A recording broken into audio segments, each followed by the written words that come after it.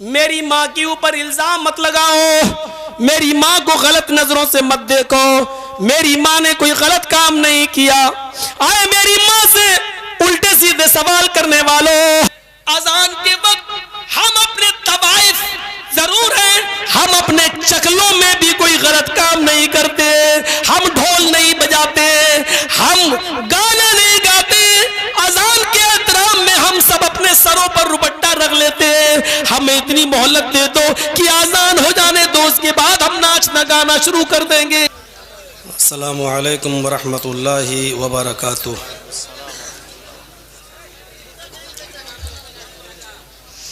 अल्हम्दुलिल्लाह।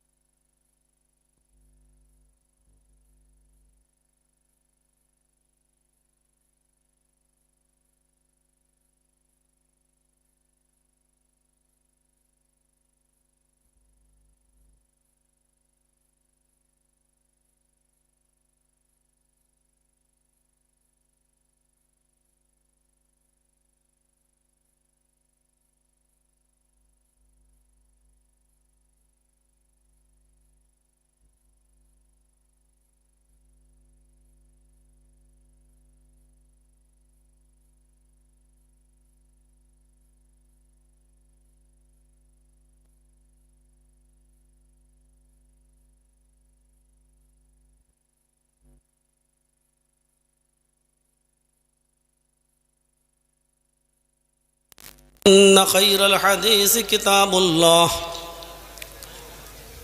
व खैरल हदी हदी मुहम्मदिन सल्लल्लाहु अलैहि वसल्लम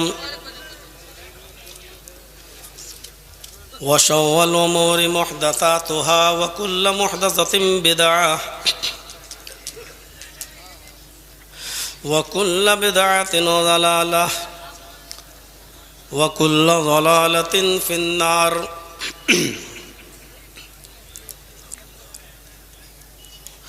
अऊज़ु बिल्लाहि मिनश शैतानिर रजीम। बिस्मिल्लाहिर रहमानिर रहीम।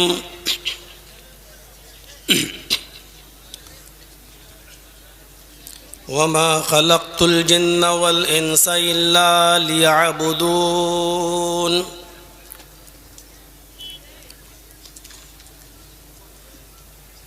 रब्बि इश्रह ली सदरी वयस्सिर ली अमरी वहलुल उक़दतम मिन लिसानी यफ़क़हू क़ौली।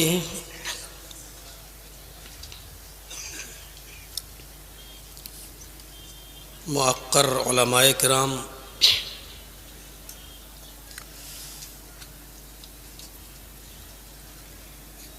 इजलास के ज़िम्मेदारान,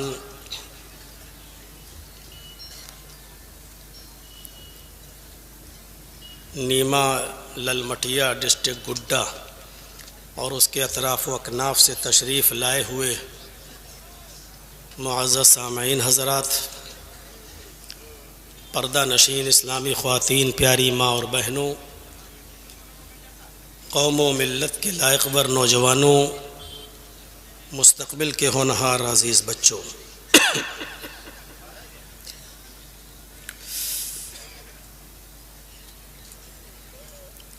कल आपने बहुत से उलमा को सुना और आज 2 रोज़ा प्रोग्राम का ये आखिरी दिन और तकरीबन आखिरी नशिस्त भी, और अब तक आपने सबको बर्दाश्त किया, अब हमको भी कर रहे हैं। अल्लाह रब्बुल आलमीन यहाँ हमारे और आपके बैठने को कबूल फ़रमाए। जो बातें कही गई हैं और कही जा रही हैं, अल्लाह रब्बुल आलमीन हमें उन पर अमल करने की तौफ़ीक़ अता फ़रमाए। कुरान करीम की बहुत ही छोटी सी आयत का एक टुकड़ा मैंने आपके सामने पढ़ा है। वमा खलक़तुल जिन्ना वल इंसा इल्ला लियअबुदून। अल्लाह रब्बुल आलमीन ने फरमाया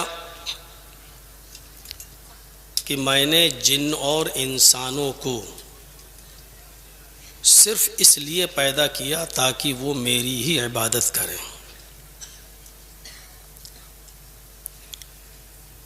असल मकसद इबादत है। दुनिया में हम और भी काम करते हैं, वो उसके ज़िम्नी मकासद तो हो सकते हैं, लेकिन असल मकसद जो है वो इबादत है।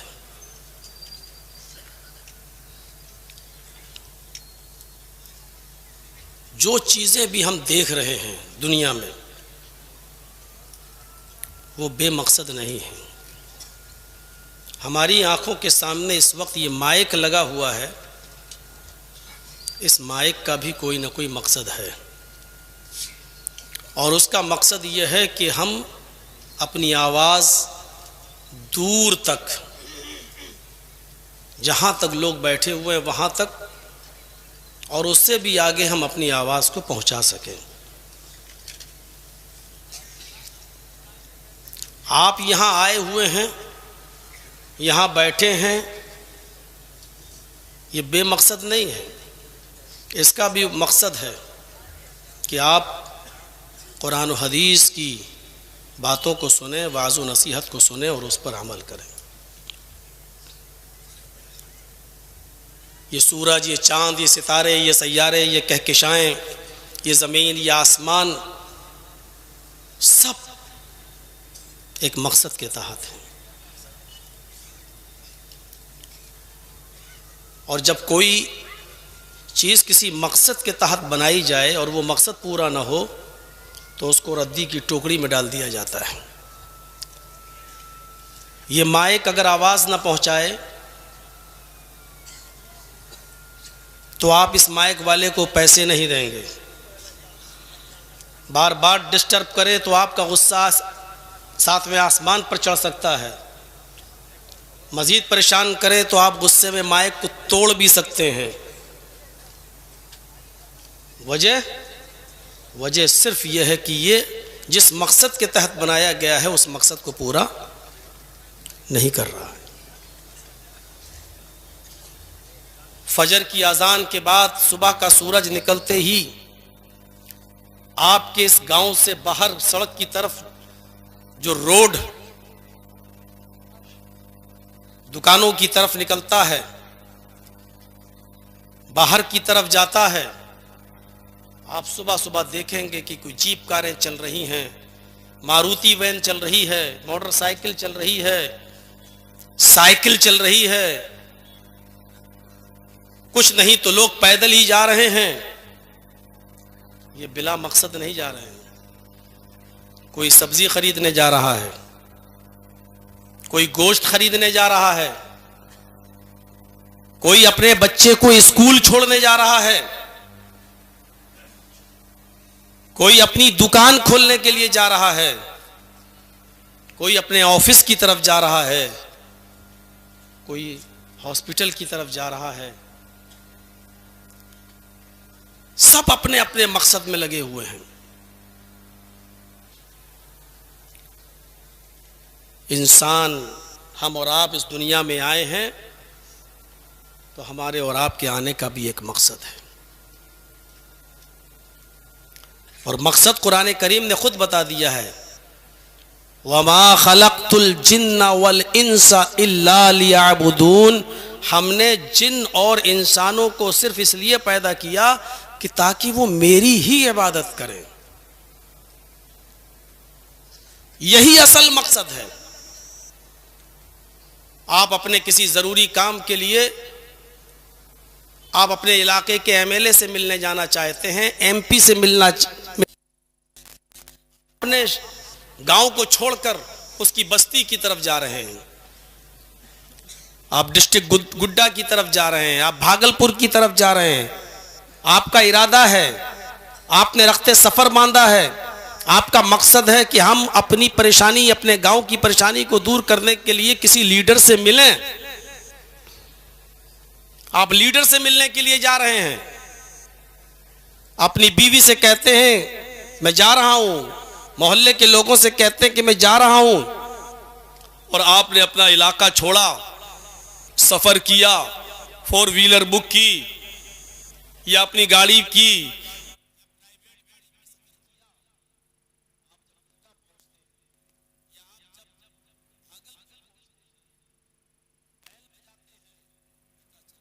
लीडर साहब, एमएलए साहब, एमपी साहब अभी दिल्ली के लिए निकल चुके हैं। आपका मकसद था लीडर से मिलना, आपका मकसद था एमपी एमएलए से मिलना, लेकिन जब आप वहां पहुंचे तो एमएलए साहब, एमपी साहब जा चुके हैं, दिल्ली के लिए, रांची के लिए निकल चुके हैं। आप मायूस हो जाते हैं। अब आप घर की तरफ लौट रहे हैं, लेकिन लौटने से पहले आपने देखा कि एक मार्केट रास्ते में पड़ता है, सस्ता मार्केट है, आपके मोजे फटे हुए हैं, आपने देखा कि यहाँ मोजे बहुत बिक रहे हैं, आपने 2-4 मोजे खरीद लिए। थोड़ा सा और आगे बढ़ते हैं, खिलौने बिक रहे थे, आपने अपने बच्चों के लिए खिलौने खरीद लिए हैं। सस्ता मार्केट देखा तो आपने अपनी बीवी के लिए साड़ी या सूट भी खरीद लिया है। और ये सारी चीजें आपने खरीदी हैं, और खरीदने के बाद जब आप अपने घर आते हैं, बीवी से मुलाकात होती है, गांव वालों से मुलाकात होती है, आपने के मुंह से छूटते ही ये निकलता है कि मकसद पूरा नहीं हुआ है, सफर बेकार हो गया है।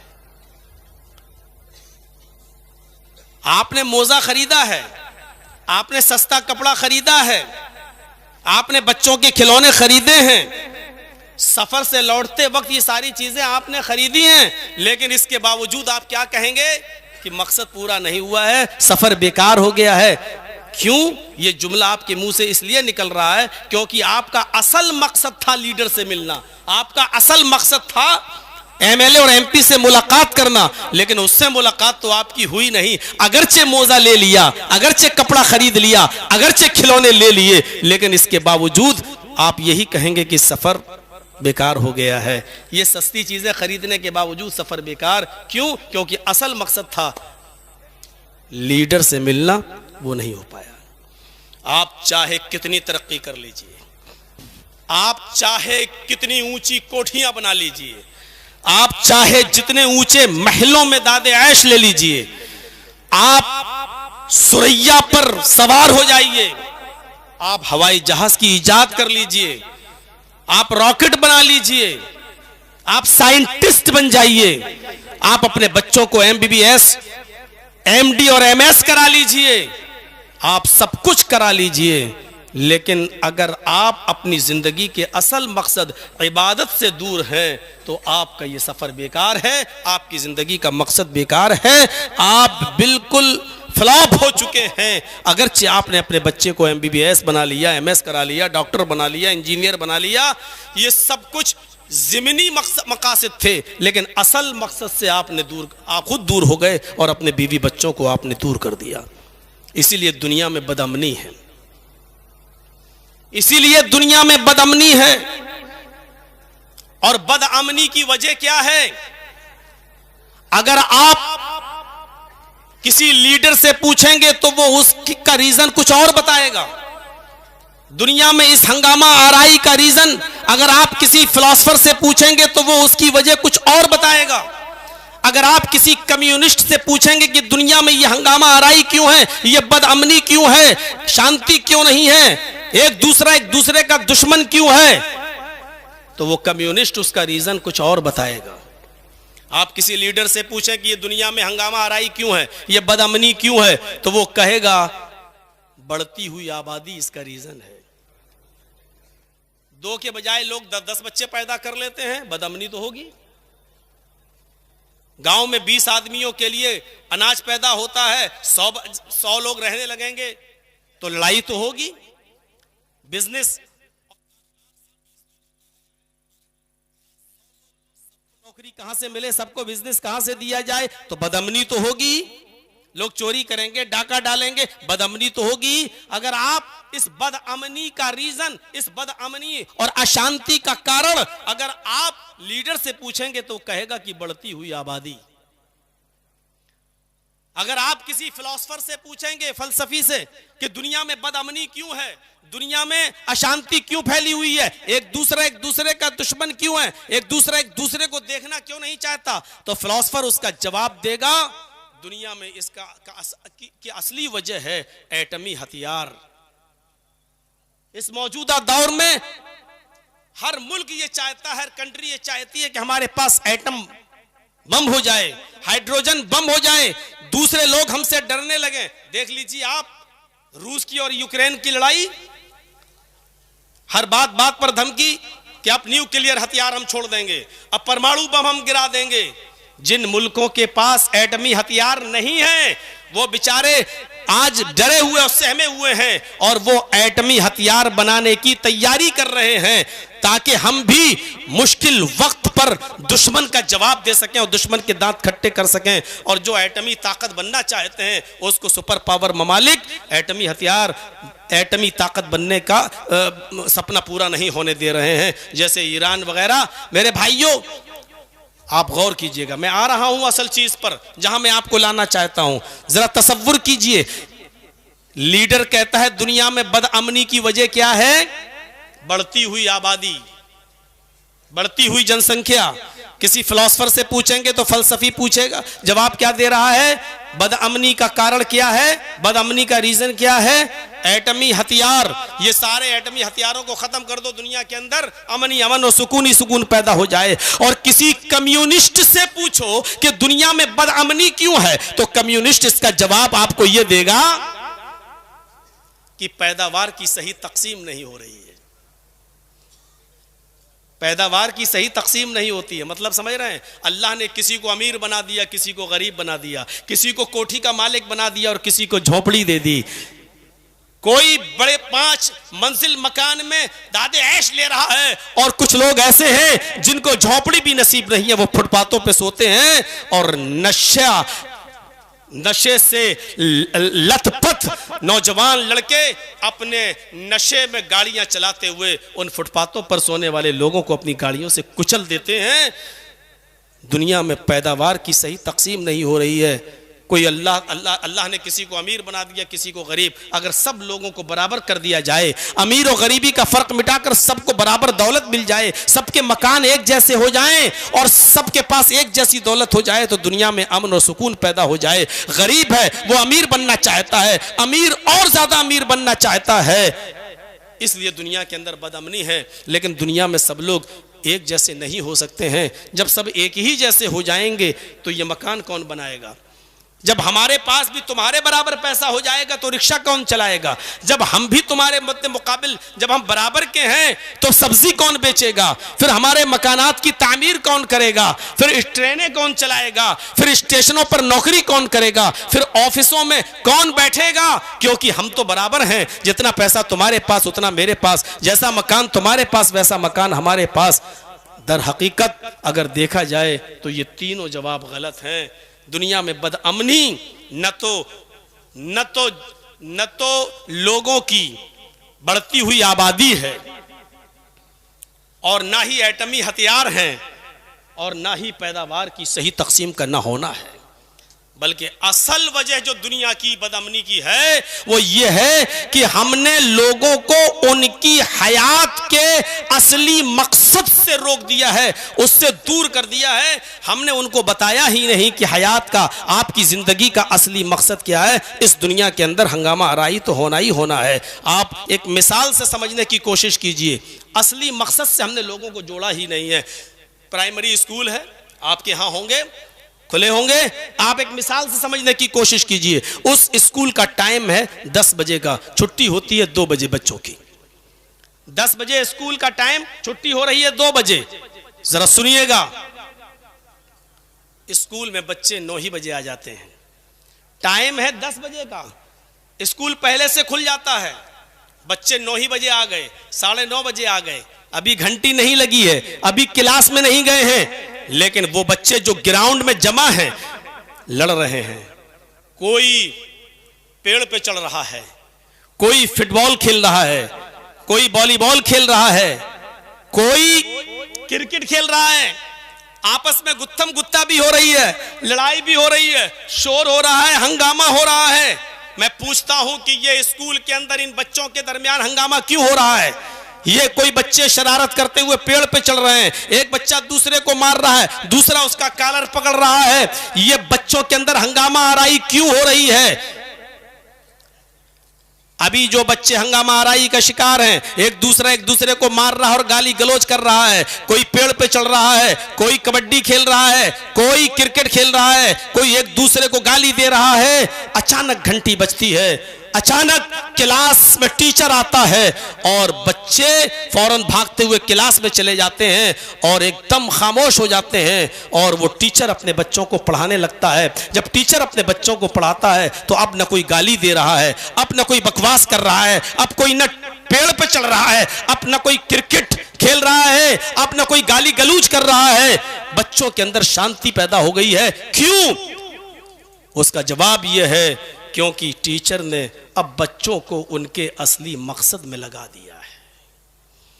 जब तक ये लोग अपने असली मकसद में लगे नहीं थे तब तक हंगामा आराई का शिकार थे, और जब असल मकसद से जोड़ दिया है तो शांति हो गई, सुकून हो गया और आपस में वो खामोशी के साथ पढ़ने लगे। कोई मैथ पढ़ रहा है, कोई साइंस पढ़ रहा है, कोई इंग्लिश ग्रामर पढ़ रहा है, शांति हो गई। और शांति की असल वजह क्या है? हमने उनको असली मकसद से जोड़ दिया है। इस पूरी दुनिया को बताओ, इस बदअमनी और पूरी दुनिया में जो हंगामा आराई फैली हुई है उसकी असली वजह यह है कि हमने लोगों को उनकी हयात से, हमने उनकी जिंदगी के असली मकसद से उनको नहीं जोड़ा है। और असली मकसद कुरान बताता है, वमा खलक़तुल जिन्ना वल इंसा इल्ला लियअबुदून। हमने जिन्नों और इंसानों को सिर्फ इस दुनिया में इसलिए पैदा किया है ताकि वो मेरी ही इबादत करें। हम लोगों को अल्लाह की इबादत से जोड़ दें, उनके असली मकसद से जोड़ दें, दुनिया में अमन ही अमन पैदा हो जाएगा, दुनिया में सुकून ही सुकून पैदा हो जाएगा। हंगामा आराई सिर्फ इसलिए हो रही है क्योंकि हमने असली मकसद से लोगों को गाफिल कर दिया है, या यूं कह लो कि लोग अपनी जिंदगी के असली मकसद से गाफिल हैं। मेरे प्यारे साथियों, असली मकसद से जोड़ने की जरूरत है। इतनी लंबी तमहीद के बाद अब आप समझे होंगे कि कुरान की इस आयत का असली मकसद क्या है।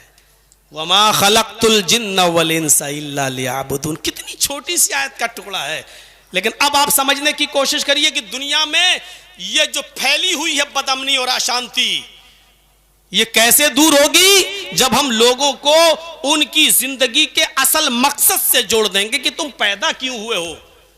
फिर मैं कह रहा हूं, मैं ये नहीं कह रहा हूं कि आप बस नमाज़ी पढ़ते रहिए और तस्बीह घुमाते रहिए और मस्जिद के अंदर बैठे रहिए और जंगल के अंदर जाके सुभान अल्लाह की रट लगाइए। मैं ये नहीं कह रहा हूं।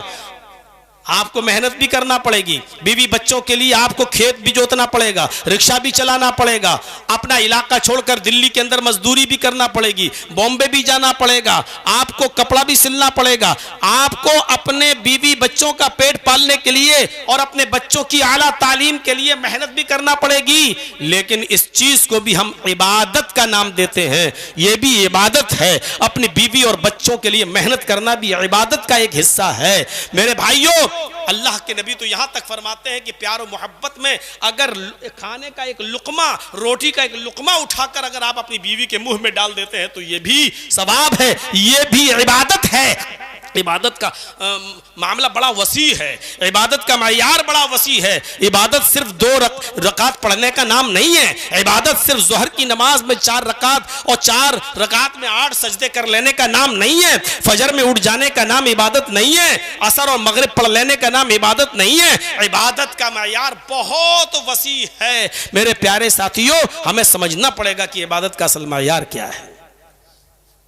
वमा खलक़तुल जिन्ना वल इंसा इल्ला लियअबुदून। मैंने जिन और इंसानों को सिर्फ इसलिए पैदा किया ताकि वो मेरी ही इबादत करें। बीवी बच्चों के लिए मेहनत करना इबादत है, उनके लिए कमाना इबादत है, रिक्शा चलाना, इस मकसद के तहत कि हम अपनी बीवी और बच्चों की परवरिश करेंगे और अल्लाह का हक अदा करते रहें, तो ये भी इबादत है।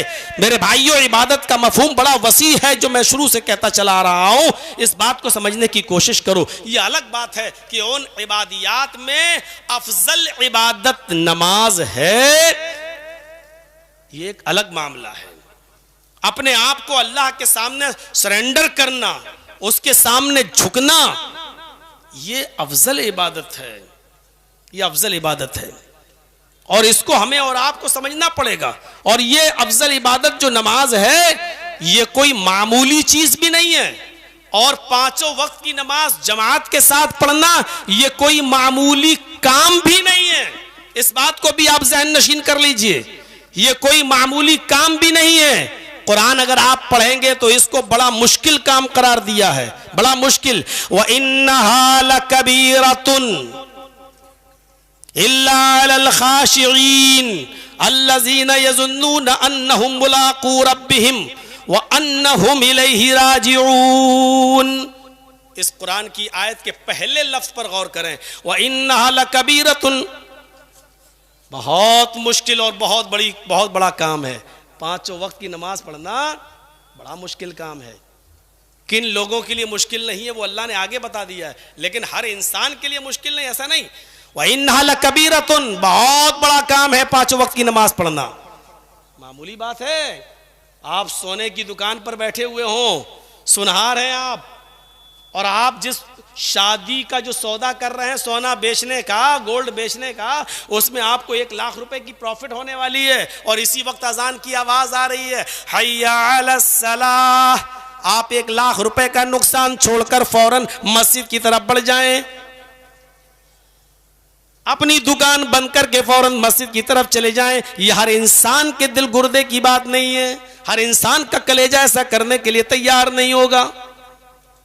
अब जमात छोड़ देना वो गवारा कर लेगा, बाद में नमाज पढ़ लेना वो मंजूर कर लेगा, लेकिन अपने कस्टमर से 1 लाख रुपए की उसकी प्रॉफिट होने वाली है, उसको छोड़ना वो गवारा नहीं करेगा। इसलिए अल्लाह रब्बुल आलमीन ने पहला लफ्ज जो इस्तेमाल किया है वो ये, व इन्नहा लकबीरतुन, ये बहुत मुश्किल काम है, बहुत बड़ा काम है। इल्ला अलल खाशिईन अल्लज़ीना यज़ुन्नून, उन लोगों के लिए नहीं, उन लोगों के लिए मुश्किल नहीं है जो डरते हैं अपने रब से मुलाकात, जिनको मालूम है कि मुझे एक दिन अपने रब से मुलाकात करना है। भाई एक दिन मरना सभी को है, एक दिन इंतकाल सभी का होना है, मरना सबको है। तो जो अपने रब से मुलाकात का गालिब गुमान जिनको है कि हमें अपने रब के पास जाना है, हमें अपने रब से मिलना है, जो ये सोचे बैठे हैं, उनके लिए मुश्किल नहीं है। फौरन दुकान बंद करेगा, वो नमाज पढ़ने जाएगा। वन्नहुम इलैहि राजिऊन, और जिनको मालूम है कि हमें पलटकर उसी की तरफ जाना है, हमें पलटकर उसी की तरफ जाना है अल्लाह के पास, तो उन लोगों के लिए मुश्किल नहीं है। पता ये चला कि नमाज पढ़ना बहुत बड़ा मुश्किल काम है, लेकिन किसके लिए? जो अपने रब से मुलाकात की उम्मीद न रखता हो उसके लिए। किसके लिए? जिसको मरने के बाद अपने रब के पास लौटने का यकीन न हो उसके लिए। लेकिन जिसको अपने रब से मुलाकात की उम्मीद हो और जो यकीन रखता हो कि हमें मरकर अल्लाह के पास जाना है, उसके लिए पांचों वक्त की नमाज पढ़ना मुश्किल काम नहीं है। कुरान की इस आयत ने क्लियर कर दिया है, कुरान की इस आयत ने क्लियर कर दिया है। हमें और आपको इस बात को समझना होगा, यह असल इबादत है। दुनिया में बदअमनी फैलने की वजह यह है कि हमने लोगों को उनके असल मकसद से गाफिल कर दिया है। वो नहीं पहचान पा रहे हैं कि हमारा असल मकसद क्या है। 50 तकरीरों में और उलमा से आपने सुना होगा कि कयामत के दिन सबसे पहले हिसाब किताब इसी नमाज का होगा। हर साल जलसे होते हैं, हर साल प्रोग्राम होते हैं, लेकिन जलसों के बाद आप रिजल्ट देख सकते हैं। अभी ये जलसा खत्म होगा कि ठाटे मारता हुआ ये लोगों का ये लोगों की भीड़, ये अभी जो यहां से जाएगी फजर में, आपकी मस्जिदें आपको बता देंगी कि इस जलसे का कितना असर हुआ है। अव्वलु मा युहासबु बिहिल अब्दु यौमल क़यामह अस्सलाह, सबसे पहले जो कयामत के दिन हिसाब किताब होगा वो नमाज का होगा। वो कयामत का दिन तसव्वुर करें आप, वो कयामत का दिन सूरज 1 मील के फासले पर होगा। तकूनु शम्सु यौमल क़यामति कमिक़दारि मील, 1 मील के फासले पर पसीने से इंसान शराबोर। और उस दिन सबसे पहला सवाल नमाज का, लोगों की जबानें गूंगी होंगी। बड़े बड़े तकी और परहेजगार और तकद्दुस का दामन ओढ़े हुए लोग, चादरें ओढ़े हुए लोग कयामत के दिन नंगे होंगे। कयामत के दिन उनकी कलई खुल गई होगी कि वो किस दिल से नमाज पढ़ते थे, उनके दिलों में कितना रिया और कितनी नमूद थी, उनके दिलों में वो कितना दिखावे की इबादतें करते थे। बड़े बड़े इंसाफ करने वाले वो लोग जो इंसाफ की कुर्सियों पर बैठकर लोगों की किस्मतों के फैसले करते थे, कीड़े और मकोड़ों की तरह उनकी हैसियत होगी, कीड़े और मकोड़ों की तरह उनकी हैसियत होगी। बड़े बड़े चर्ब जबान लोग जो अपनी चर्ब जबानी से, अपनी जबान के ज्यादा बोलने और लफाजी से जो गलत को सच और सच को गलत साबित कर देते थे, ऐसी ऐसी दलीलें देते थे कि झूठ को सच और सच को झूठ साबित कर दे, ऐसे लोगों को आप देखेंगे कि उनकी जबानों में ताले पड़े हुए हैं। और ऐसे मौके पर सबसे पहला सवाल अल्लाह रब्बुल आलमीन की तरफ से होगा, नमाज। यही असल मकसद है जिंदगी का। हम उससे दूर नहीं जा सकते हैं, हम उससे भाग नहीं सकते हैं। पूरा कुरान पढ़ जाइए, आइए आज कुरान की आयतें सुन लीजिए, पूरा कुरान पढ़ जाइए। ये सिर्फ आप ही के ऊपर फर्ज नहीं है नमाज। दुनिया में जितने भी अंबियाए किराम आए, जितने भी पैगंबर आए, जितने भी रसूल आए, अल्लाह रब्बुल आलमीन ने हर नबी को नमाज का हुक्म दिया था। पढ़िए आप, ज़करिया अलैहिस्सलाम के बारे में कुरान क्या कहता है, मरियम अलैहिस्सलाम के बारे में कुरान क्या कहता है, लुकमान अलैहिस्सलाम के बारे में कुरान क्या कहता है, इब्राहिम अलैहिस्सलाम के बारे में कुरान क्या कहता है, इस्माइल अलैहिस्सलाम के बारे में कुरान क्या कहता है, मूसा अलैहिस्सलाम के बारे में कुरान क्या कहता है, ईसा अलैहिस्सलाम के बारे में कुरान क्या कहता है, ज़करिया अलैहिस्सलाम के बारे में कुरान कहता है, वनादतुहुल मलाइकतु वहुवा काइमुन युसल्ली फिल महराब। जब फरिश्तों ने उनको पुकारा, फरिश्तों ने उनको आवाज दी, उस वक्त वो खड़े थे मेहराब के अंदर और नमाज पढ़ रहे थे। ये ज़करिया अलैहिस्सलाम की सिफत बताई जा रही है कुरान के अंदर। आए मुसलमानों, ये नमाज सिर्फ तुम्हारे ऊपर फर्ज नहीं की गई, सिर्फ मोहम्मद रसूलुल्लाह ने अपनी उम्मत के ऊपर ये नमाज फर्ज नहीं की, ये नमाज मोहम्मद रसूलुल्लाह से पहले आने वाले नबियों के ऊपर भी फर्ज थी। हजरत ज़करिया अलैहिस्सलाम के बारे में कुरान ने साफ लफ्जों में कहा है, वनादतहुल मलाइकतु वहुवा काइमुन युसल्ली फिल महराब। वो महराब के अंदर थे, खड़े थे और खड़े होकर वो नमाज पढ़ रहे थे। फरिश्तों ने जब उनको पुकारा, फरिश्तों ने जब उनको आवाज दी, तो उस वक्त वो मेहराब के अंदर नमाज में थे, यानी नमाज वो भी पढ़ रहे थे। हजरत मरियम, अल्लाह रब्बुल आलमीन ने उनको खुसूसी तौर पर हुक्म दिया, या मरियम कुनुती लिरब्बिक वसजुदी वरक़ई मर्राक़ीन। आए मेरी प्यारी बंदी, आए मरियम, अपने रब के लिए आजिज़ी कर, अपने रब के सामने झुक, अपने रब के सामने संजीदा हो जा, अपने रब के सामने मतानत से पेश आ, आजिज़ी कर, अपने रब के सामने आजिज़ी कर। वसजुदी, और सजदा कर, वरक़ई मर्राक़ीन, और रुकू करने वालों के साथ रुकू कर। ये मरियम अलैहिस्सलाम को अल्लाह का, मरियम अलैहिस्सलाम को अल्लाह रब्बुल आलमीन का हुक्म है। और खुसूसी तौर पर अल्लाह खुद मरियम से कह रहा है, या मरियम उक़नुती लिरब्बिक। आए मरियम, अपने रब के सामने आजिज़ी कर, अपने रब के सामने संजीदा हो जा, सजदा कर और रुकू करने वालों के साथ रुकू कर। हजरत लुकमान अलैहिस्सलाम की जिंदगी पढ़िए। अपने बेटे को उन्होंने मुख्तलिफ मराहिल में मुख्तलिफ तरीके से समझाया। कभी कहा, या बुनय्या ला तुशरिक बिल्लाह, आए मेरे बेटे अल्लाह के साथ किसी को शरीक मत करना, इन्न शिर्क लज़ुल्मुन अज़ीम, शिर्क बहुत बड़ा जुल्म है। कभी अपने बेटे को नसीहत की तो यूं कहा, या बुनय्या अक़िमिस्सलाह, आए मेरे बेटे नमाज को हर हाल में कायम करते रहना, नमाज को हर हाल में पढ़ते रहना, नमाज किसी भी हाल में माफ नहीं है। मेरे प्यारे साथियों, फरमाया वो अक़िमिस या बुनय्या अक़िमिस्सलाह, आए मेरे बेटे नमाज कायम करते रहना, नमाज पढ़ते रहना। हम अंदाजा लगाएं, अल्लाह रब्बुल आलमीन कुरान करीम के अंदर ये तमाम नबियों के बारे में बतला रहा है कि हमने इन लोगों के ऊपर भी नमाज फर्ज की थी। जहां तक इब्राहिम अलैहिस्सलाम का मामला है, तो कल जो मैंने खिताब किया था उसमें यह आयत पढ़ी थी, आज फिर मैं उसको दोहरा रहा हूं। अल्लाह रब्बुल आलमीन ने ये नमाज इब्राहिम अलैहिस्सलाम पर भी फर्ज की थी। और जब इब्राहिम अलैहिस्सलाम ने अपनी बीवी को और अपने शीरख्वार बच्चे को जब बैतुल्लाह के पास, खाने काबा के पास, अल्लाह के घर के पास जब छोड़ा था, बेआबो गया वादी में छोड़ा था, सुनसान जगह पे छोड़ा था, और छोड़ने के बाद जब गए तो क्या कहा, रब्बना इन्नी अस्कंतु मिन ज़ुर्रियती बिवादिन गैरि ज़ी ज़रा इंद बैतिकल मुहर्रम लियुकीमुस्सलाह। आए हमारे परवरदिगार, आए हमारे रब, हमने अपनी ज़ुर्रियत को, हमने अपनी औलाद को, हमने अपने बीवी बच्चों को एक ऐसी सुनसान जगह पे छोड़ा है जो गैर मानूस है, जो गैर आशना है, जहां कोई नहीं है, जहां एक चिड़िया का वजूद भी नहीं है।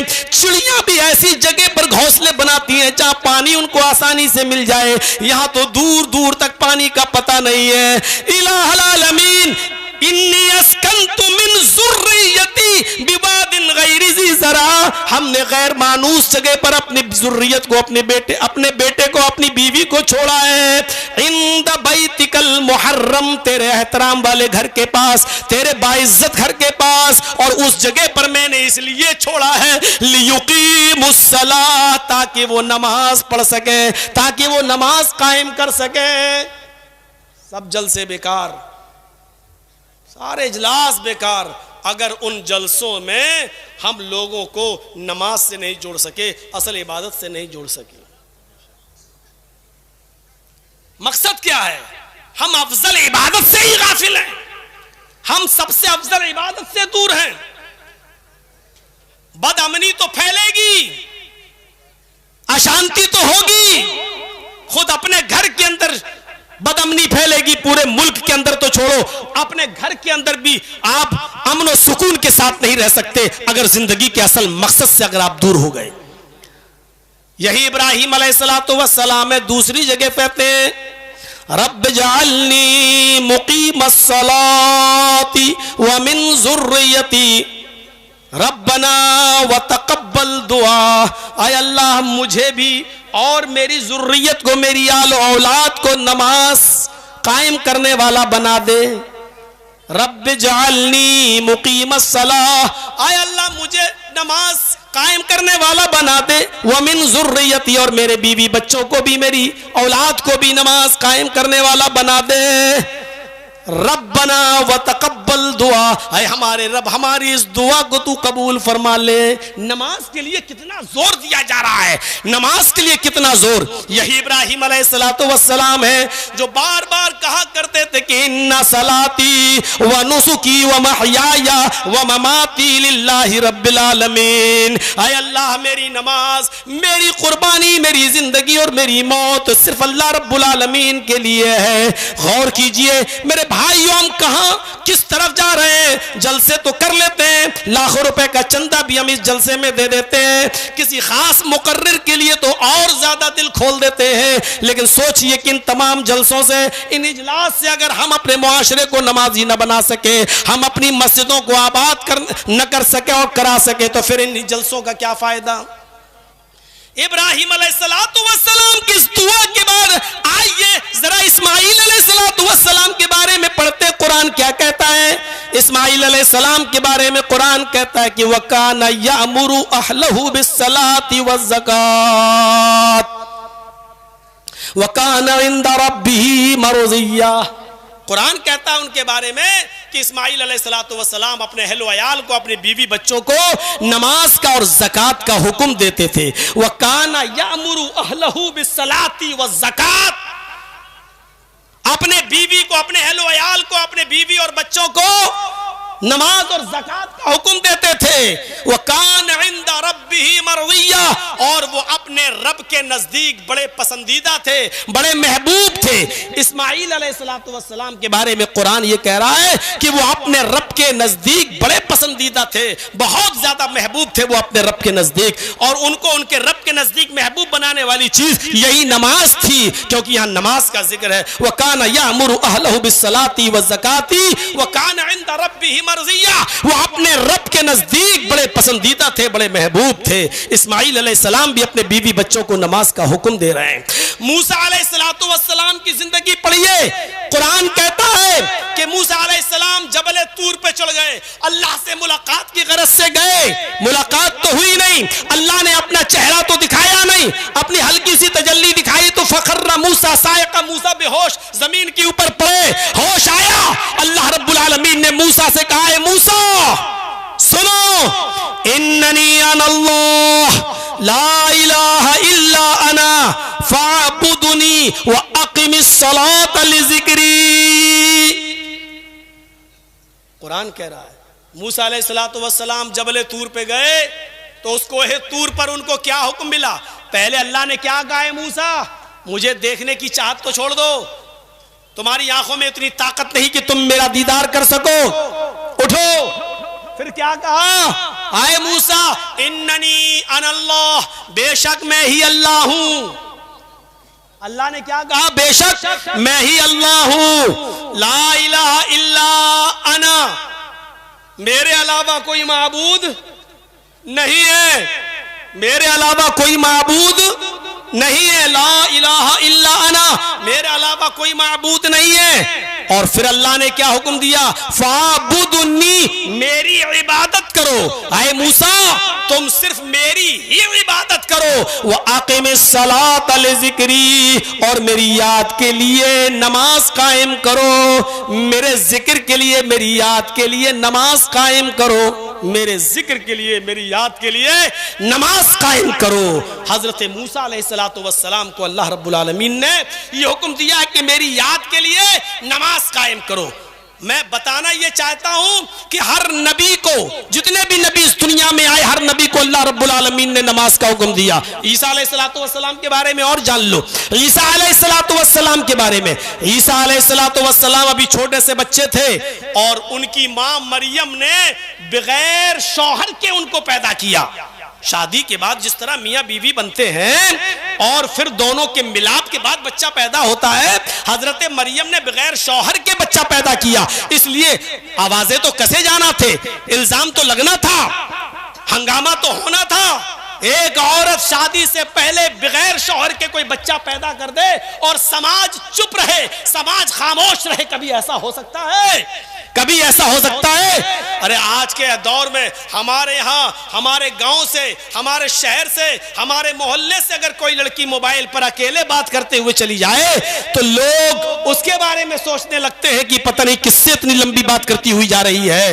वो ये नहीं सोच सकते कि वो अपने माँ से भी बात कर सकती है, हो सकता है कि वो अपने भाई से बात कर रही हो सकता है कि वो अपने बाप से बात कर रही हो, लेकिन हमारा तसव्वुर इतनी सी बात पर यहाँ पहुंच जाता है कि पता नहीं अकेली जा रही है, पता नहीं किस लड़के से बात करते हुए और किससे बात करती हुई जा रही है। तो मेरे भाइयों, ये तसव्वुरात की जिंदगी में ऐसा होता है, एक दूसरे के खिलाफ बदगुमानियां पैदा होती हैं। इसीलिए कुरान ने कहा या अय्युहल्लज़ीना आमनू इज्तनिबू कसीरम मिनज़्ज़न, आई ईमान वालों बहुत ज्यादा बदगुमानी करने से बचो, बहुत ज्यादा लोगों के बारे में बुरे ख्यालात अपने दिल में न लाया करो। इन बाज जो है, जो बदगुमानियां होती हैं वो इंसान को गुनाहगार बना देती हैं। इन बाज बदगुमानियां बहुत बड़ा गुनाहगार बना देती हैं। जब ईसा अलैहिस्सलाम पैदा हुए तो एक गिरोह मरियम के पास आया, अरे मरियम ये क्या हुआ, ये बच्चा कहां से आ गया? अरे तेरी तो शादी नहीं हुई, तूने ये बच्चा कहां से पैदा कर दिया? मरियम जवाब दे। सवाल उनका मशकूक था, सवाल में शिकायत थी, मरियम जवाब दो। गोया कि वो ये कहना चाहते हैं कि तुम बदचलन हो, ये बच्चा किसका है? नऊजुबिल्लाह, तुम बदचलन हो, ये बच्चा किसका? वो जवाब इसका मांगना चाह रहे थे कि ये बताओ कि बच्चा किसका है, लेकिन पूछ ये रहे थे कि ये हुआ कैसे ऐसा? तुमने तो किसी मर्द को छुआ ही नहीं है, जैसा कि तुम कह रही हो, तो फिर ये बच्चा कहां से आया? हजरत मरियम ने कुछ नहीं कहा, सिर्फ उस बच्चे की तरफ इशारा कर दिया और कहा जाओ इससे बात करो, जाओ इसी से गुफ्तगू करो, इसी से पूछ लो कि तुम्हारा बाप कौन है, इसी से पूछ लो। अरे हमसे क्या पूछते हो, ये बच्चा पैदा हुआ इसी के पास जाओ। जब मरियम ने कहा कि इससे पूछो, तो वो जमात, वो गिरोह जो इल्जाम लगा रही थी अभी मरियम के ऊपर, वो कहती है मरियम तुम्हारा दिमाग खराब है? आए ईसा की मां, आए जकरिया की सरपरस्ती में पली हुई मरियम, तेरा दिमाग खराब है? तू इस बच्चे से बात करने के लिए हमसे कह रही है इस बच्चे से मैं बात करूं? कैफा नुकल्लिमु मन कान फिल महदी सबय्या। आए मरियम, तू इस बच्चे से कहती है कि बात करो, ये बच्चा क्या बोलेगा, ये हमसे क्या कलाम करेगा? जो बच्चा पालने में झूल रहा हो, जो चुसनी लगाओ तो दूध पीता हो, जो शीर ख्वार बच्चा हो, उस बच्चे से हम कैसे कलाम कर सकते हैं? और वो बच्चा हमारी बात को कैसे समझ सकता है? कैफ़ नुकल्लिमु मन काना फिल महदी सबय्या, इस बच्चे से हम कैसे कलाम करेंगे जो अभी गहवारे में, जो अभी पालने के अंदर झूल रहा है? मैं उस बच्चे से कैसे हम उससे बात कर सकते हैं? और वो बच्चा हमारी बात का क्या जवाब देगा? उस बच्चे ने सुन लिया, ईसा अलैहिस्सलाम ने जो अभी छोटे हैं सुन लिया, उसी गहवारे से, उसी महद से, उसी झूले से वो जवाब देते हैं, इधर आओ। छोटा सा बच्चा क्या जवाब देता है? कुरान गवाह है, इन्नी अब्दुल्लाह। मेरी मां के ऊपर इल्जाम मत लगाओ, मेरी मां को गलत नजरों से मत देखो, मेरी मां ने कोई गलत काम नहीं किया। आए मेरी मां से उल्टे सीधे सवाल करने वालों, इन्नी अब्दुल्लाह, मैं अल्लाह का बंदा हूं। ईसा अलैहिस्सलाम जो अभी बच्चे हैं वो जवाब दे रहे हैं, इन्नी अब्दुल्लाह, मैं अल्लाह का बंदा हूं। अतानियल किताबा वजालनी नबिया वजालनी मुबारकन ऐनमा कुन्तु वऔसानी बिस्सलाती वज़्ज़काती मा कुन्तु मा दुमतु हय्या। ये छोटे से बच्चे ने जवाब दिया, ये कुरान उठाकर पढ़ो और देखो, कुरान उठाकर पढ़ो और देखो। छोटा सा बच्चा जो जवाब दे रहा वो क्या है? आए मेरी मां पर तोहमत लगाने वालों, मेरी मां से उल्टे सीधे सवाल करने वालों, सुनो, इन्नी अब्दुल्लाह, मैं अल्लाह का बंदा हूं। अतानियल किताब, अल्लाह ने मुझे किताब देकर भेजा है, मुझे इंजील अता फरमाई है, मुझे इंजील दी है, मुझे किताब दी है। वजालनी नबिया, और अल्लाह ने मुझे नबी बनाकर भेजा है, नबी। वजालनी मुबारकन ऐनमा कुन्तु, और मैं जहां कहीं भी रहूंगा मुझे अल्लाह ने बाबरकत बनाकर भेजा है, मुझे बरकतों से नवाजा है, मैं मुबारक हूं जहां भी हूंगा, अल्लाह ने मुझे बाबरकत बनाकर भेजा है। वऔसानी बिस्सलाती वज़्ज़काती मा दुमतु हय्या, और उसी मेरे अल्लाह ने मुझे हुक्म दिया है कि जब तक मैं जिंदा रहूं नमाज पढ़ता रहूं और ज़कात देता रहूं, नमाज पढ़ता रहूं और ज़कात देता रहूं। ईसा अलैहिस्सलातु वस्सलाम के ऊपर भी नमाज फर्ज थी, जिस नमाज को हम बड़ी आसानी के साथ छोड़ देते हैं, जिस नमाज को हम बड़ी आसानी के साथ छोड़ देते हैं। नमाज तो एक ऐसी चीज थी मेरे भाइयों, जरा गौर करो, बुखारी शरीफ की रिवायत के मुताबिक जब हजरत खुबैब को सूली पर लटकाया जा रहा था और उनको फांसी के तख्ते पर ले जाया जा रहा था, तो उनसे पूछा गया, आए खुबैब तुम्हारी आखिरी तमन्ना क्या है, तुम्हारी आखिरी आरजू क्या है, क्या चाहते हो तुम? हमसे पूछा जाए आखिरी आरजू क्या है तो कहेंगे कि बाप से मिलवा दो, बेटे से मिलवा दो, माँ से मिलवा दो, भाई से मिलवा दो, बेटी से मिलवा दो, मेरे घर वालों से मेरी आखिरी मुलाकात करवा दो।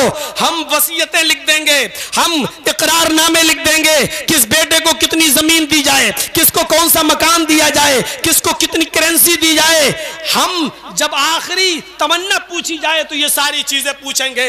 हजरत खुबैब से जब पूछा गया तो मैं तख्तेदार पर लटकाया जा रहा है, फांसी के फंदे के करीब तुम्हें ले जाया जा रहा है, आज तुम्हें फांसी दे दी जाएगी। आए खुबैब बताओ तुम्हारी आखिरी आरजू क्या है, आए खुबैब बताओ तुम्हारी आखिरी तमन्ना क्या है। इसको थोड़ा हटा लीजिए, कुरान है। तुम्हारी आखिरी आरजू क्या है, तुम्हारी आखिरी तमन्ना क्या है, तुम्हारी आखिरी आरजू और आखिरी तमन्ना क्या है। हजरत खुबैब रजी अल्लाह ताला अन्हु जवाब देते हैं, मेरी आखिरी आरजू अगर पूरी करना चाहते हो तो एक एहसान मेरे ऊपर कर दो, और वो एहसान ये कि मुझे 2 रकात नमाज पढ़ने की मोहलत दे दो। 2 रकात नमाज पढ़ने के बाद मुझे तख्तेदार पे लटका देना। ओ लोगो, मेरे साथियों, आए नीमा वालों और नीमा के इस जलसे में ठाटे मारता हुआ लोगों का ये समंदर सुनो मेरे साथियों। आज हम अपनी आरज़ू और तमन्नाओं को देखें। जेल से निकलने के बाद हमने कल ईमान से अपनी बात को शुरू किया है, आज नमाज से हम अपनी तकरीर को शुरू कर रहे हैं, क्योंकि बुनियादी तौर पर यही 2 चीजें, ईमान और नमाज। ईमान का लाजिमा नमाज है, नमाज का लाजिमा ईमान है।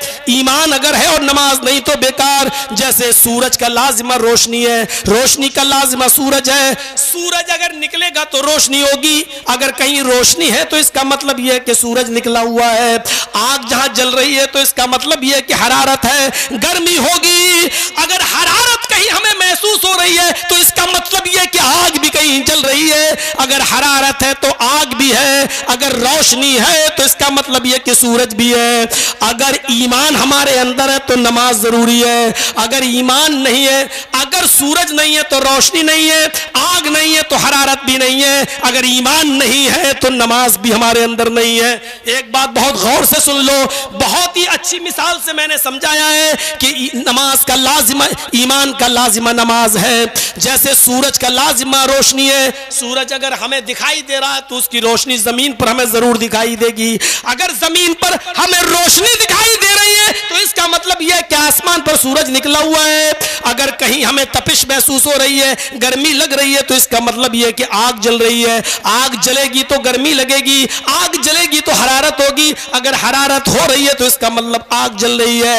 आग है तो हरारत है, सूरज है तो रोशनी है। इसी तरीके से अगर हमारे अंदर ईमान है तो नमाज भी है। ऐसा हो ही नहीं सकता कि हमारे अंदर ईमान तो हो लेकिन हम अल्लाह के घर में आकर रुकू ना कर सके, सजदा ना कर सके और अल्लाह के सामने खड़े ना हो सके। कयाम, रुकू और सजदे से हम गाफिल रहे। वो बंदा मोमिन हो ही नहीं सकता जो नमाज से दूर हो। अगर ईमान है तो नमाज भी होगी, और अगर ईमान नहीं है तो नमाज भी नहीं होगी। ये लाज़िमा है उसका। वही ईसा अलैहिस्सलाम ने कहा था कि मुझे हुक्म दिया गया जब तक मैं जिंदा रहूं नमाज पढ़ता रहूं और ज़कात देता रहूं। हजरत हुज़ैफा ने वही कहा कि मुझे 2 रकात नमाज पढ़ने की मोहलत दे दो। उन काफिरों ने कहा कि ठीक है, मरने तो जा ही रहा है, फांसी के फंदे पे तो लटकने जा ही रहा है, जाओ इसको नमाज पढ़ लेने दो, जाओ इसको नमाज पढ़ लेने दो। 2 रकात नमाज पढ़ने की मोहलत दे दी। हजरत हुज़ैफा ने जल्दी से अल्लाहु अकबर कहा और छोटी छोटी सी सूरतें पढ़कर हल्की सी 2 रकातें पढ़ ली और सलाम फेर कर फांसी के फंदे के करीब चले गए, रस्सी को अपने गले में डालने लगे और फरमाया, लोगों मैंने हल्की रकात इसलिए पढ़ी है, 2 रकात मुख्तसर इसलिए पढ़ी है ताकि तुम ये ना समझो कि खुबैब मौत के डर से नमाज लंबी कर रहा है, मौत के डर से नमाज लंबी कर रहा है। बताना ये चाहता हूं कि जब नमाज से प्यार हो जाए और मोहब्बत किसी को हो जाए तो आखिरी वक्त में भी वो अपने घर वालों से नहीं मिलना चाहता है, वो चाहता है कि अब तो रब से मुलाकात का वक्त है तो क्यों ना उससे कुछ गुफ्तगू कर लें। उसके पास जाना है तो उससे मुनाजात कर लें, उससे गुफ्तगू कर लें, उससे बातें कर लें। नमाज में बंदा जब तक होता है वो अपने रब से बातें ही तो करता है, वो अपने रब से सरगोशी तो करता है। तो नमाज ये बंदे की रूह है, ये रूह है, ये गिज़ा है, ये रूह है। मेरे साथियों, हजरत खुबैब फांसी के फंदे पर लटक रहे हैं और नमाज की चाहत कर रहे हैं। अबू दाऊद की हदीस में एक वाकया आया है, एक अंसारी था, अंसारी नौजवान, और वो नमाज जंग में लड़ रहा था और लड़ते लड़ते नमाज का वक्त हो गया। नमाज का जब वक्त हुआ तो एक गिरोह नमाज पढ़ने लगा और एक गिरोह जंग में लग गया। लेकिन जो नमाज पढ़ रहे थे ये अंसारी नौजवान भी नमाज पढ़ने लगे। ये अंसारी नौजवान जब नमाज पढ़ने लगा तो किसी काफिर का तीर इनके सीने में लग गया। किसी काफिर का तीर इनके सीने के अंदर पैबस्त हो गया। तीर इतना सख्त था कि उस तीर ने उनके सीने को जख्मी कर दिया, लहूलुहान कर दिया, सीने को फाड़ दिया, खून का फव्वारा बहने लगा।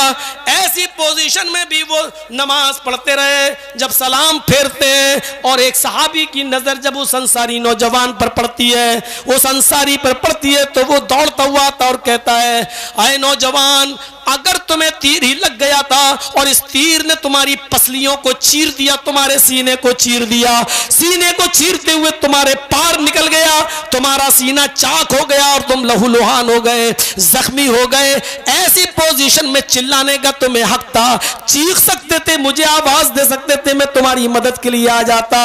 इस अंसारी नौजवान का जवाब यह था, मैं अपने रब से गुफ्तगू कर रहा था, मैं अपने रब से मुनाजात कर रहा था, मैं अपने रब से ऐसी मीठी गुफ्तगू कर रहा था कि उसमें इतना मुनहमिक हो गया कि तीर लगने की तकलीफ ही मुझे नहीं हुई। अल्लाह की कसम, मैं तुम्हें कैसे बुलाता, कैसे आवाज देता, जबकि मैं सूरह कहफ की तिलावत कर रहा था, सूरह कहफ पढ़ रहा था। उस अंसारी नौजवान ने सीना जख्मी होने के बावजूद पूरा सूरह कहफ की तिलावत कर ली, लेकिन नमाज नहीं छोड़ी, नमाज की नियत नहीं तोड़ी। हमारी नमाजें तो बड़ी अजीब है। एक मच्छर भी अगर हमारे गाल पर बैठ के काट ले तो हमारी नियत छूटकर हाथ गाल पर पड़ता है और मच्छर को मारने की कोशिश की जाती है।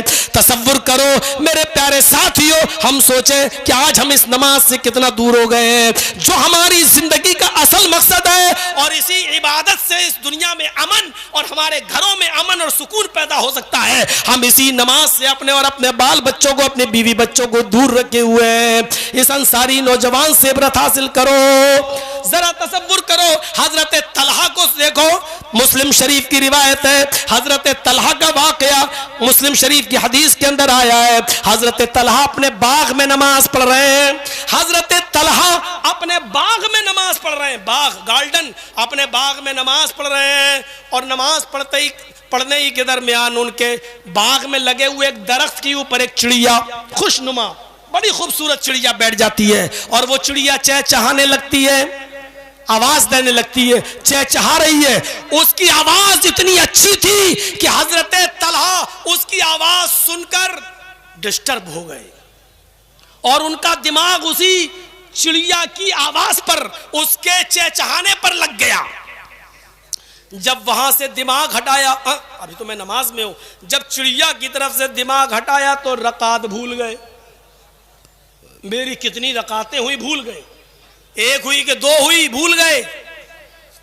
नमाज पढ़ी, सजदे सहू किया, सीधे अल्लाह के नबी के पास आए और कहा, आए अल्लाह के रसूल, आज बड़ा अजीब मामला मेरे सामने आया। कहा क्या हुआ? कहा मैं अपने बाग में नमाज पढ़ रहा था, एक खुशनुमा परिंदा आया और चहचहाने लगा, मेरी नजर उस परिंदे के ऊपर पड़ गई, सामने ही था, उस चहचहा रहा था, उसकी आवाज बड़ी खूबसूरत थी, मैं उसको सुनने लगा, मेरा नमाज की तरफ से ध्यान हट गया और परिंदे की आवाज की तरफ लग गया। जब मैंने नमाज की तरफ दिमाग लगाया, दिल लगाया परिंदे की तरफ से हटाकर, तो मैं रकातें भूल गया। अल्लाह के नबी ने कहा कोई बात नहीं, सजदे सहू किया या नहीं? कहा वो तो कर लिया, लेकिन इस परिंदे की वजह से इस बाग के अंदर मैं रकातें भूल गया, उसकी आवाज सुनकर आज मैं एक फैसला करके आया हूं। फरमाया क्या? कहा जिस बाग में मैंने नमाज पढ़ी है और जिस परिंदे की वजह से मेरी नमाज में डिस्टर्ब हो गया और रकातें भूल गया, मैं ये पूरा का पूरा बाग फी सबीलिल्लाह सदका कर रहा हूं, अल्लाह की रास्ते में मैं सदका और खैरात कर रहा हूं, आज के बाद ये बाग मेरा नहीं है। सोचो, जिस बाग की वजह से उनकी नमाज में डिस्टर्ब हो गया और जिस परिंदे की वजह से बाग में पढ़ी जाने वाली नमाज में डिस्टर्ब हो गया, पूरा का पूरा बाग उन्होंने राह खुदा में फी सबीलिल्लाह मेरे भाइयों सदका कर दिया हो। हम अपने ईमान का और अपनी नमाजों का जरा जायजा लें, हमारी नमाजें कैसी हैं? हम तो नमाज पढ़ने के बाद भी सदका और खैरात करने के हुगर नहीं है। चमड़ी चली जाए लेकिन दमड़ी न जाए। हम उस नौइयत के इंसान हैं और देंगे भी तो 1000 भीख मांगने के बाद 10 रुपए, 20 रुपए, 50 रुपए, 100 रुपए, 500 रुपए, बहुत बड़ी हमने कुर्बानी दे दी, बहुत बड़ी। नमाजों से मुश्किलें हल होती हैं, मुश्किलें अल्लाह ने फरमाया या अय्युहल्लज़ीना आमनुस्तईनु बिस्सब्रि वस्सलाह, ईमान वालो सब्र और नमाज के जरिए अल्लाह से मदद मांगो, सब्र और नमाज के जरिए अल्लाह से मदद मांगो। वो ग़ज़वा खंदक जिसमें सिर्फ 300 सहाबा थे, खंदक खोद रहे थे और काफिरों ने चारों तरफ से जब घेर लिया, अल्लाह के रसूल ने छुपकर जब ऊपर की तरफ नजर उठाई तो देखा अबू सुफियान और उसका लश्कर खड़ा है। नीचे की तरफ नजर डाल के देखा तो बनु कुरैज़ा मौजूद है, उनका लश्कर मौजूद है, बचने का कोई रास्ता नहीं है। ऐसे मौके पर क्या करें? ये 10,000 का लश्कर, हम 300 सहाबा क्या कर सकते हैं? ऐसे मुश्किल हालात में, ऐसी मुश्किल मुसीबत में अल्लाह के रसूल ने हजरत हुज़ैफा से कहा, आए हुज़ैफा, आए हुज़ैफा, जरा शक्ल बदलकर, हुलिया चेंज करके काफिरों के बीच में जाओ और जरा मालूम करके जाओ उनके इरादे क्या हैं, उनकी नीयतें क्या हैं। हजरत हुज़ैफा कहते हैं मैं सबसे ज्यादा डरने वाला इंसान था। बुखारी अल बिदाया व नहाया में हाफिज इब्न कसीर ने नकल किया, हजरत हुज़ैफा कहते हैं कि मैं सबसे ज्यादा डरने वाला इंसान था, लेकिन अल्लाह के नबी ने मुझे को हुक्म दे दिया कि तुम काफिरों के बीच में जाओ, हुलिया बदल के जाओ और मालूम करके आओ कि क्या बातें हो रही हैं। हजरत हुज़ैफा कहते हैं कि मैं डरते हुए गया, और गया इसलिए कि नबी अकरम का हुक्म था, उसको मानना जरूरी था। मैं हुलिया बदल कर, शक्ल बदल कर काफिरों के बीच में जाता हूं, सुनता हूं, उनके इरादे भांपने की कोशिश करता हूं तो वो लोग चीख रहे थे, चिल्ला रहे थे, मोहम्मद और उसके साथियों का पता ही नहीं है कहां है, अर्रहील अर्रहील, चलो चलो, अब मोहम्मद और उसके साथी नहीं आएंगे। वो सारे के सारे लोग कह रहे थे अर्रहील अर्रहील, अपने अपने घरों को चलो, छोड़ दो, या मोहम्मद और उसके साथी है ही नहीं। हजरत हुज़ैफा कहते हैं यहां अल्लाह के नबी ने मुझे भेज दिया, यहां अल्लाह के नबी ने हालात का जायजा लेने के लिए मुझे भेजा। जब मैं हालात का जायजा लेकर अल्लाह के नबी के पास गया तो मैंने देखा मोहम्मद रसूलुल्लाह को कि आप नमाज के लिए खड़े हैं, आपकी आंखों से आंसू बह रहे हैं, और नमाज के अंदर इन 10,000 काफिरों के लश्कर से कैसे बचा जाए और अपने 300 सहाबा को कैसे बचाया जाए उसकी दुआएं कर रहे हैं। यानी मुश्किलें जब इंसान के सामने आती हैं, जब हालात इतने नाजुक होते हैं तो नमाज का सहारा लेना चाहिए, नमाज की तरफ आना चाहिए, नमाज पढ़ना चाहिए। आपको मालूम होगा हजरत इब्राहिम अलैहिस्सलाम जब अपनी बीवी सारा को लेकर जब निकलते हैं तो एक जालिम बादशाह की नजर उनकी बीवी के ऊपर पड़ती है और बदनीयती उनके साथ करता है, उसका हाथ पकड़ने की कोशिश करता है, उनको अपने कमरे में ले जाता है। हजरत इब्राहिम अलैहिस्सलाम अलग है, उनकी बीवी को अलग ले जाया गया और उस जालिम बादशाह ने सारा की तरफ हाथ बढ़ाया, लेकिन हजरत सारा ने दुआ की थी कि अल्लाह मुझे जालिम बादशाह के जुल्म से बचा ले, तो वो हाथ वहां तक बढ़ता नहीं था, रुक जाता था। 3 मरतबा हजरत सारा ने दुआ की और उस जालिम बादशाह का हाथ 3 मरतबा सही हुआ, 4थी मरतबा उसने छोड़ दिया और हाजरा को भी उसने दे दिया कि जाओ ये हमारी तरफ से गिफ्ट है, हजरत इब्राहिम के लिए एक लौंडी है, जाएं इसको लेते जाएं। हजरत हाजरा का, हजरत सारा का बयान है जब जालिम बादशाह ने मेरे हाथ को पकड़कर मेरे साथ गलत काम करना चाहा तो उसका हाथ मेरे हाथ की तरफ नहीं बढ़ पाता था, छल पड़ जाता था। 3 मरतबा मैंने उसके लिए दुआ की, 3 मरतबा उसका हाथ सही हुआ, फिर 4थी मरतबा उसने छोड़ दिया। मैं इस मुसीबत में था, मैं इस मुसीबत में थी कि कहीं ये मेरी इज्जत व आबरू के साथ खिलवाड़ न कर ले।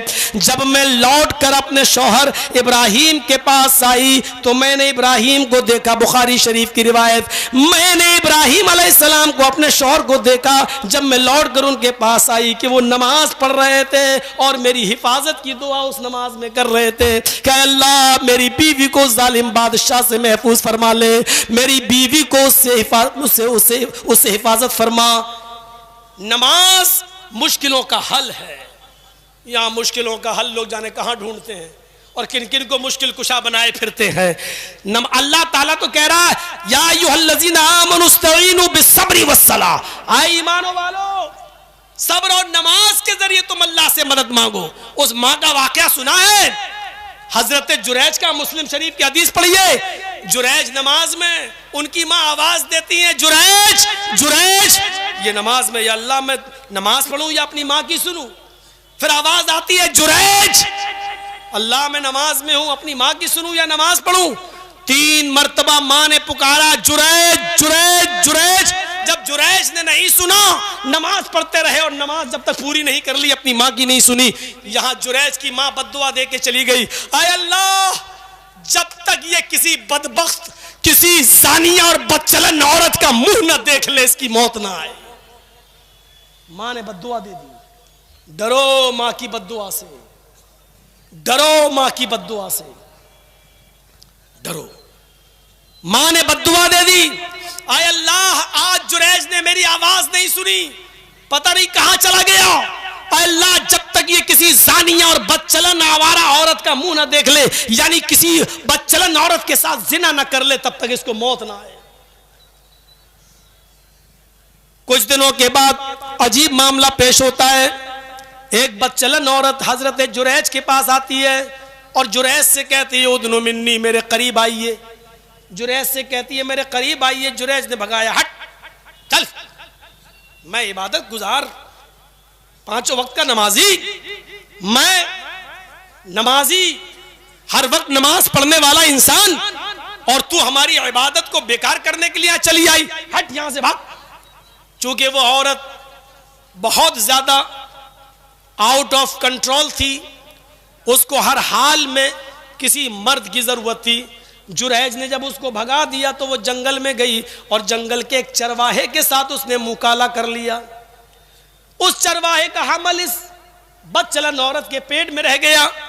जब इस बदचलन औरत के पेट से बच्चा पैदा होता है तो लोगों ने उस औरत से पूछा, ये क्या मामला है, तेरी तो शादी नहीं हुई है, ये बच्चा कहां से आया? उस औरत ने जुरैज का नाम लगा दिया कि ये बच्चा मेरा, जो मेरे पेट से पैदा हुआ है, इसका बाप जुरैज है, जो लोगों के सामने बड़ा नमाजी बनने का नाटक करता है, ड्रामा करता है, नौटंकी करता है। यहां लोग बड़े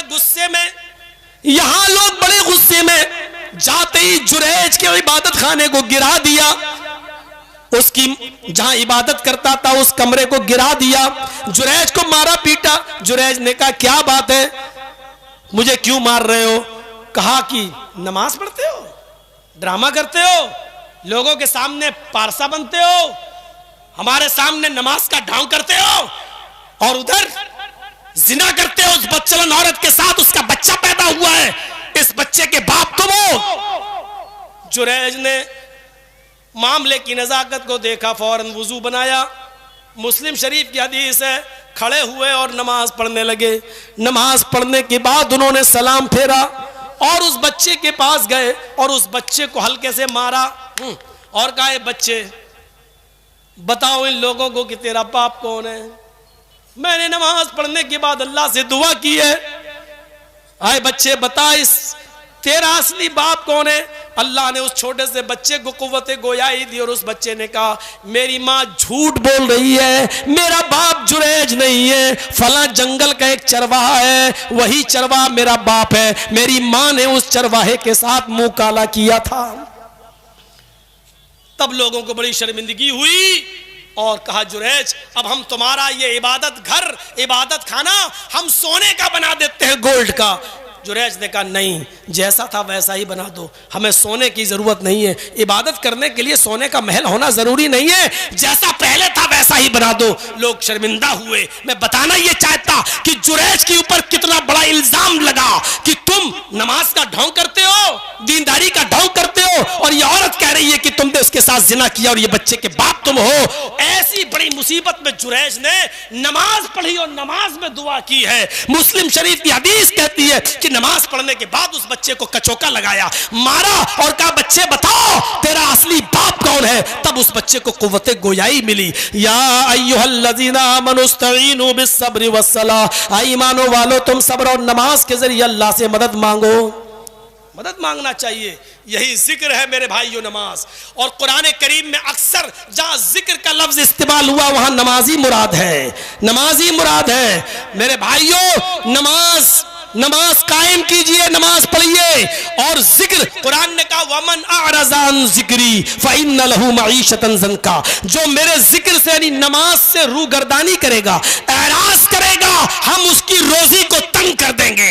आज जिनके कारोबार नहीं चल रहे हैं, जिनकी दुकान दुकानें नहीं चल रही हैं, जो आज रोजी रोटी से महरूम बैठे हुए हैं, जिनके घरों में फाके पड़े हुए हैं, आज वो सब अपने दिलों से, अपने सीने के गरीबानों को चाक करके सोचे कि कुरान ने कहा है फ़इन्न लहू मईशतन ज़न्का, अगर तुम मेरे जिक्र से मुंह मोड़ोगे, रूगर्दानी करोगे, तो हम तुम्हारी रोजी को तंग कर देंगे। कहीं ये नमाज से दूरी का नतीजा तो नहीं है, कहीं हमने नमाज तो नहीं छोड़ रखी है, इसीलिए हमारी रोजी तंग तो नहीं है। फ़इन्न लहू मईशतन ज़न्का। नमाज, एराज किसको कहते हैं? एराज जानते हैं? बच्चा रो रहा है छोटा सा, वो अपनी माँ का दूध पीना चाहता है, बच्चा रो रहा है और माँ टीवी देख रही है, सीरियल पे सास भी कभी बहू थी, न बहू भी कभी, क्या कैसे बोलते हैं उसको, सास भी कभी बहू थी, सीरियल देख रही है, अलिफ बाबा 40 चोर नाटक देख रही है, बच्चा रो रहा है लेकिन माँ को सीरियल देख रही है, तो क्या कहा जाएगा? इस माँ ने अपने बच्चे से एराज किया, मुंह मोड़ा। घर में आग लगी है, हम इंडिया पाकिस्तान का मैच देख रहे हैं, आखिरी ओवर रह गया है, ये देख लूं, घर जल के सुहा हो रहा है, लेकिन हम आखिरी ओवर देखने के चक्कर में कि देखे कौन जीते, हजारों नहीं लाखों रुपए का सट्टा लगाया है हमने, उस पर जुआ खेला है। अब हम घर में आग बुझाने की फिक्र नहीं कर रहे, आखिरी ओवर देखने के चक्कर में लगे हुए, तब क्या कहा जाएगा? इस आदमी ने अपने घर से मुंह मोड़ लिया, एराज किया। अल्लाह ने क्या कहा? वमन आरज़ान जिक्री, नमाज छोड़ने का जिक्र नहीं है, मुंह मोड़ने का जिक्र है। नमाज तो पढ़ रहा है लेकिन बाद में, नमाज तो पढ़ रहा है लेकिन टाइम पे टाइम, नमाज तो पढ़ रहा है, जोहर की पढ़ना चाहिए 12:30 बजे, पढ़ रहा है 1:30 बजे, पढ़ रहा है 2 बजे, नमाज तो पढ़ रहा है लेकिन टाइम बे टाइम पढ़ रहा है, जब मर्जी चाह रहा तब पढ़ रहा। ऐसे चाय की दुकान पे हम बैठे हैं, इधर आजान की आवाज आती है, हय्या अलस्सलाह, अब हम नहीं, अब चाय पी लें तब जाएंगे।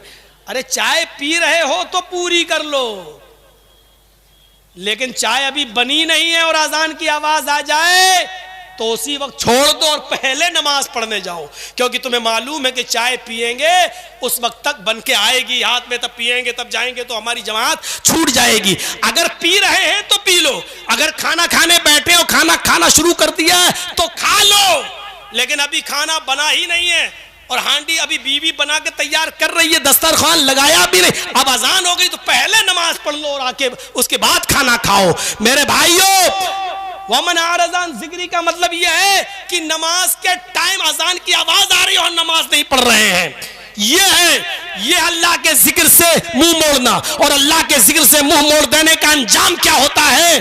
आज से 30 साल पुराना एक वाकया आपको जहन में रखना चाहिए। आज से 30 साल पुराना वाकया आपको शायद याद होगा और ना याद हो तो सुन लो। हमारे उत्तर प्रदेश में एक इलाका है गाजियाबाद, गाजियाबाद से दिल्ली के लिए जो रोड गया है, बाई रोड जो सड़क गई है, बीच में एक इलाका पड़ता है जिसका नाम है लोनी। एक इलाका है लोनी, मुसलमानों की बहुत बड़ी आबादी वहां रहती है, आज भी उनके बड़े बड़े सेठ दिल्ली में मकान बना के रहते हैं। आज से 30 साल पुरानी बात बतला रहा हूं, 30 साल 30 ईयर पुरानी। उसमें एक अमीर बाप के 2 सगे बेटे यानी 2 सगे भाइयों की शादी होने वाली थी। दोनों की शादी एक ही गांव में हो रही थी, दोनों खूबसूरत लड़कियां थी, कल बारात जाने वाली थी। इन दोनों नौजवान अमीर बाप की बिगड़ी हुई दोनों बेटों ने दिल्ली से तवाइफें मंगाई कि इन तवाइफों को मंगाकर आज की रात डांस गाने में गुजारी जाए, शराब नोशी में गुजारी जाए और कल हम बारात लेके जाएंगे और दुल्हनों को अपनी अपनी बीवियों को विदा करा के ले आएंगे। दिल्ली से तवाइफें बुलाई गई, तवाइफें आई, ईशा के बाद से लेकर यार दोस्तों के साथ रात भर महफिल सजी, शराब का दौर चला, कमारबाजी हुई, गाना हुआ, कमरे मटकाई गई, अश्लील गाने चले और जिस्म की नुमाइश हुई। लेकिन फजर तक जब ये टाइम पास हो गया और मोहल्ले की एक मस्जिद से अजान की आवाज आने लगी, अल्लाहु अकबर अल्लाहु अकबर, अजान की इस कलमात ने उन तवाइफों को झंझोड़ के रख दिया। उन तवाइफों ने अल्लाहु अकबर का लफ्ज सुना तो थोड़ी देर के लिए उनके पायलों की, घुंघरुओं की आवाज रुक जाती है। नाचना बंद कर दिया। इन दोनों नौजवान लड़कों ने कहा, तुमने नाचना क्यों बंद कर दिया है, क्या बात है? इन तवाइफों ने कहा, आए नौजवानों साथियों, अजान हो रही है, अजान के वक्त हम अपने तवाइफ जरूर हैं, हम अपने चकलों में भी कोई गलत काम नहीं करते, हम ढोल नहीं बजाते, हम गाना नहीं गाते, अजान के एहतराम में हम सब अपने सरों पर रुपट्टा रख लेते हैं। हमें इतनी मोहलत दे दो कि अजान हो जाने दो, उसके बाद हम नाचना गाना शुरू कर देंगे। इन दोनों नौजवानों ने कहा, अजान तो दिन भर में 5 मरतबा होती है, तुम रोज रोज तो आती नहीं हो, और हमने पैसा सुबह 7 बजे तक नाच गाने का तय किया है, चलो नाचना शुरू करो वरना तुम्हें 1 रुपया नहीं मिलेगा। उन लोगों ने सोचा कि पूरी रात की मेहनत हमारी बेकार चली जाएगी, 1 रुपया भी नहीं मिलेगा। इन दोनों नौजवानों के कहने पर उन तवाइफों ने फिर नाचना शुरू कर दिया। उन्होंने फिर ढोल पायलों की छनकारें बजने लगी, घुंघरुओं की आवाजें आने लगी, अश्लील डांस होने लगे। सुबह 7 बज गए, 4 बजे शाम को बारात जानी थी, 4 बजे शाम को बारात जानी थी। उन तवाइफों ने कहा, लेकर आए हो तो छोड़ने भी वापस चलो। ये दोनों नौजवान अपनी गाड़ी पर बैठ गए, तवाइफों की गाड़ी आगे चक्कर दी और ये दोनों नौजवान तवाइफों को उनकी मंजिल तक पहुंचाने के लिए दिल्ली जाने लगे। तवाइफों की गाड़ी आगे आगे चल रही थी, इन दोनों नौजवानों की गाड़ी पीछे पीछे चल रही थी। सुबह का वक्त था, रात भर का जागा हुआ था ड्राइवर भी, शराब के नशे में भी धुत था। उधर से सामने से तेज रफ्तार ट्रक आ रहा था, उस तेज रफ्तार ट्रक से इन दोनों अमीर बाप के बिगड़े हुए नौजवान बेटों की गाड़ी उस ट्रक से टकराती है और इतनी बुरी तरह टकराती है कि उन दोनों भाइयों की लाश पता नहीं चल रही थी कि बड़ा भाई कौन है, छोटा भाई कौन है। शक्लें बिल्कुल मस्ख हो चुकी थी, जिस्म बिल्कुल कुचल चुका था। पोस्टमार्टम करने के बाद घर लाया गया। इत्तेफाक देखिए, उनकी मिट्टी भी असर के बाद रखी गई। गौर करो, अभी असर के बाद इनकी बारात जाना थी, आज असर के बाद अब बारात की जगह इनका जनाजा जा रहा है। असर के बाद इन दोनों लड़कों के सर पे सेहरा बंधना था, फूल पड़ना थे, लड़की के घर से मिले हुए कपड़े इनको पहनना थे, लेकिन अब उसकी जगह पर इनको कफन पहनाया जा रहा है। बारात लेकर कई लोगों के साथ इनको लड़की के घर बारात लेके जाना था, अब उन्हीं लोगों के साथ इसको कब्रिस्तान तक जाना पड़ रहा है। थोड़ी देर में हालात कैसे बदल गए, थोड़ी देर में फिजाएं कैसे बदल गई, थोड़ी देर में मिजाज कैसे बदल गया, फिजा कैसे चेंज हो गई। मेरे भाइयों, यह है अल्लाह के जिक्र से एराज का भयानक नतीजा, अल्लाह के जिक्र से एराज का यह भयानक अंजाम। अपने अंजाम से हमें और आपको डरना चाहिए, हमारे और आपके साथ कहीं अंजाम ना हो। जो आया है वो जाएगा, रब काबा की कसम, जो आया है वो जाएगा। अरे जाना ही है तो हंस हंस के जाओ, खुशी खुशी जाओ, एक दूसरे को खुश करके जाओ, एक दूसरे को राजी करके जाओ, एक दूसरे से गले मिल के जाओ, नफरतों के तार बिखेर कर जाओ, मोहब्बत फैला कर जाओ कि यही चीज काम आने वाली है। मेरे प्यारे साथियों, हमें इन दो नौजवानों से इबरत हासिल करना चाहिए। वमन अअरज़ अन ज़िक्री फ़इन्न लहू मईशतन ज़न्का, जो मेरे जिक्र से एराज़ करेगा हम उसकी रोजी को तंग कर देंगे। 4:25 हो चुके हैं, 4:30 या 35 पर फजर का वक्त है। तो मेरे प्यारे साथियों, ये आज इबादत के मौजू पर और हमारी जिंदगी का मकसद क्या है इस दुनिया में आने का, इस मौजू पर जो आपने मेरे खिताब को सुना है, हम दुआ करते हैं अल्लाह रब्बुल आलमीन से कि बारे इलाह हमारी खताओं को माफ फरमा दे, हमारे गुनाहों को बख्श दे, हम जमीई मुसलमानों को इत्तिफाक और इत्तिहाद के एक प्लेटफार्म पर कायम फरमा दे। जब तक जिंदा रख इस्लाम पर रखना, और जब हमारा खात्मा हो तो ईमान पर खात्मा फरमाना।